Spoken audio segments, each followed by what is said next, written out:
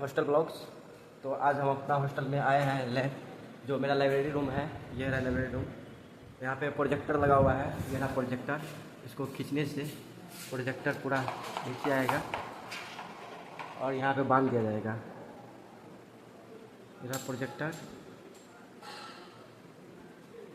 ये रहा। इस पर हम लोग क्लास करते हैं भाई, इस पर हम लोग क्लास करते हैं।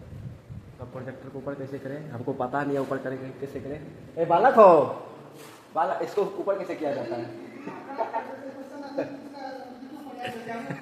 इसको ऊपर कैसे किया जाता है? हैं? इस बटन होगा ना कोई ऊपर करने वाला?